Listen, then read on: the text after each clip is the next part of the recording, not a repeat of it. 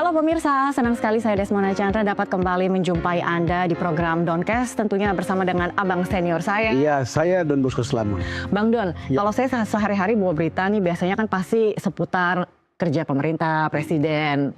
Tapi yang unik akhir-akhir ini, bahkan mantan presiden ini jadi ramai. Lagi viral banget.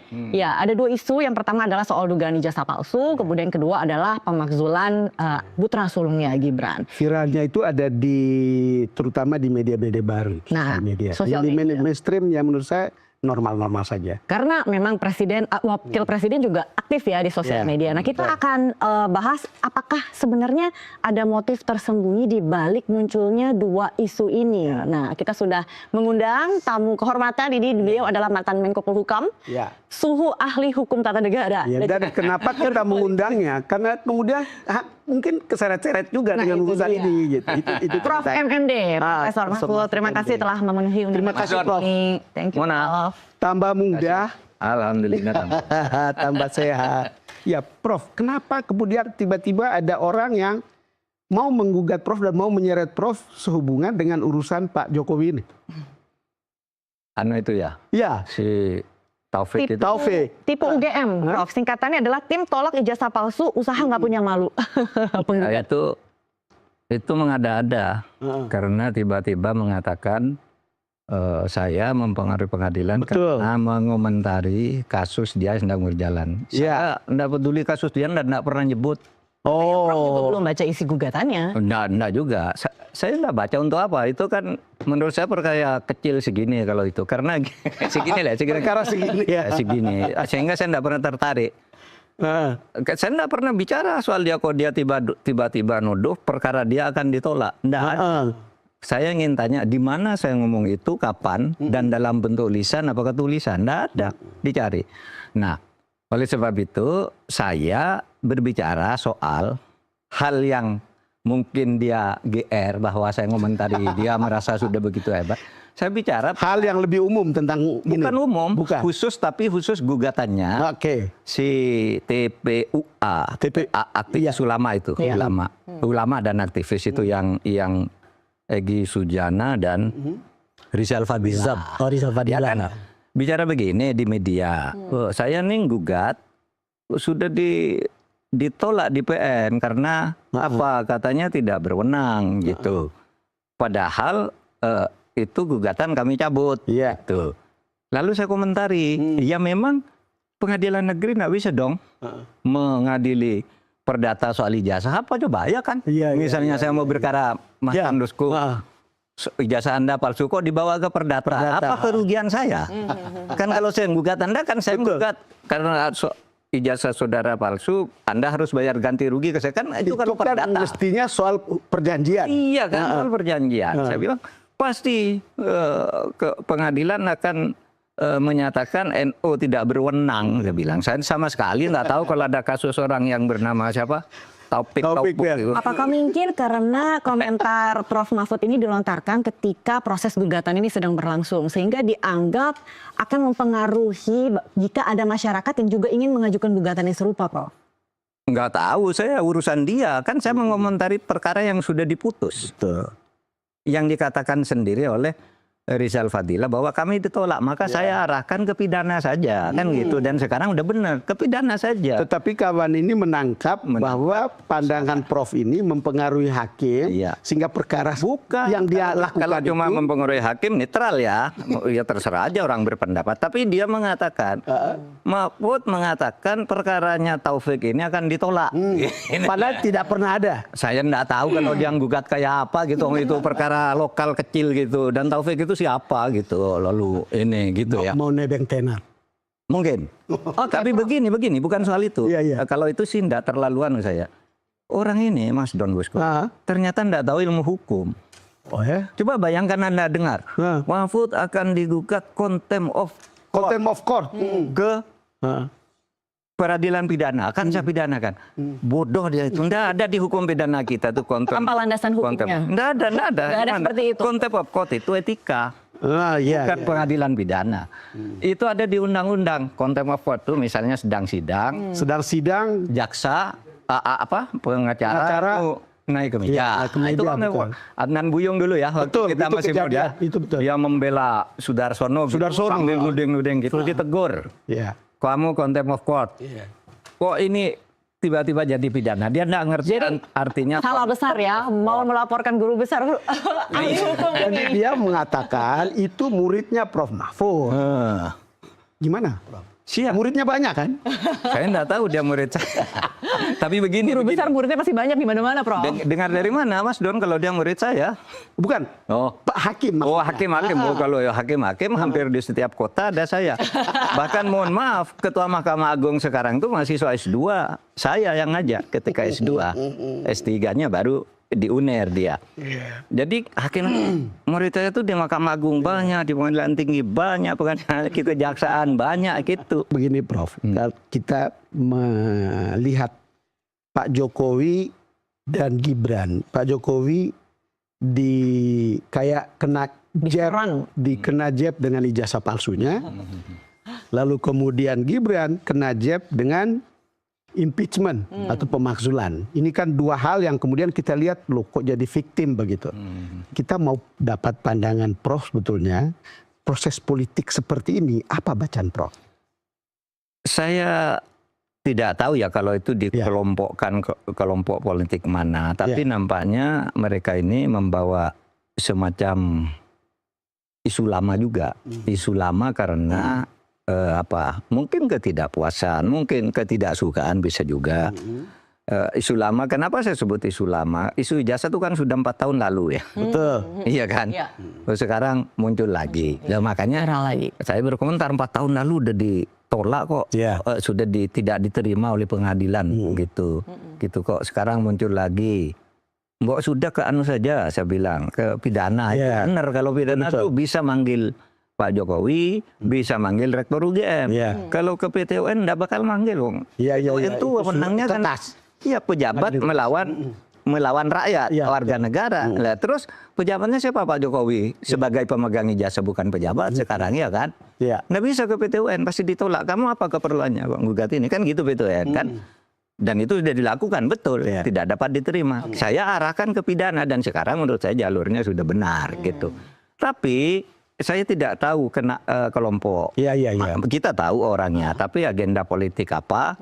Sehingga saya menganggapnya ya aspirasi lama ya dari sebuah kelompok. Mungkin yang memang tidak puas. Sekarang gini kan, Prof. Baik yang punya saran untuk memaksulkan Gibran, kemudian orang yang kemudian memperkarakan soal ijazah palsu Pak Jokowi, ini kan tidak mungkin keraut biasa saja gitu. Walaupun Prof tadi bicara bahwa itu mungkin aspirasi yang sudah lama gitu. Tapi kadang-kadang kan ada perasaan pasti ada pemantik. Itu tidak mungkin coming out of nowhere gitu tiba-tiba begini. Aspirasi. Pasti ada remote, pemegang remote-nya ya. Saya tidak tahu. Pura-pura tidak tahu. Oleh sebab itu saya tidak ikut ke gerakan itu, meskipun saya beberapa kali diundang. Saya menganggap begini, Pak Jokowi itu kita bisa kritik keras, bisa lawan tindakan politiknya sebelum dia turun. Kalau sudah turun seperti ini, dia punya hak politik. Sehingga saya ya silakan aja. Kalau dia masih populer dan mau melakukan penggagalan politik dengan segala yang dia punya, kan boleh saja. Wong juga yang lain melakukan, masa dia nggak boleh? Iya kan? Nah, oleh sebab itu kalau yang begitu mau dipersoalkan ya silakan aja. Saya akan memberi pendapat hukum saja. Kan ini kan pengalaman sebagai Menko Polhukam, Prof. Ya dulu kan memang banyak orang yang datang minta Jokowi, bahkan waktu itu minta Pak Jokowi dipecat kan? Masa saya ingat. Yang ada rombongan Faisal itu kantor saya. Pokoknya Pak Jokowi harus dipecat. Saya bilang nggak bisa, bukan ke saya minta mecatnya tuh ke MPR. Gitu. Jadi sebuah kelompok atau sebenarnya ada beberapa kelompok yang punya aspirasi yang sama kemudian berkoalisi, Prof? Iya mungkin. Dulu kan pernah ya yang sudah ini kan menggugat pencalonan Gibran juga ke kantor saya. Saya bilang saya kontestan, tidak bisa dong saya menyikapi. Itu udah selesai kan gitu kan. Jadi pada waktu itu memang jadi berita dia ke Polhukam, tapi saya nyatakan, tolong direkam, saya bilang, saya tidak setuju dengan aspirasi ini, saya bilang, karena ini bukan urusan Menko Polhukam. Waktu itu rame sebentar, tapi isu yang sekarang berkembang itu, ya itu lagi, dan orangnya masih ada yang sama, misalnya Rizal Fadila itu kan yang ikut ke kantor Polhukam dulu. Pak Soeharto ikut ke kantor Polhukam. Jadi bacaan Anda, Prof, ini tiba-tiba muncul dua isu panas yang seakan-akan menyerang mantan presiden. Apakah ada kaitannya dengan 2029, Prof? Oh, sudah pasti kalau itu. Setiap gerakan politik menurut saya sudah pasti punya proyeksi ke sana. Kan analisisnya kan. Ini ada orang yang khawatir kalau misalnya taruhlah Gibran atau Prabowo lagi kan gitu kan. Jadi sekarang digedor itu biasa saja dalam politik kan banyak yang mungkin ya yang masih muda-muda. Ada Anies, ada AHY, ada Puan, ada Muhaimin, ada Ganjar dan sebagainya. Itu kan potensial kan, sehingga orang yang ada di belakang ini bisa saja bergabung. Itu bergabung lalu membuat isu dan itu sah saja gitu, asal tidak kriminal, sah saja kan? Ya sebagai sebuah gerakan mendegradasi lawan atau calon diri. Ya itu biasa di dalam politik.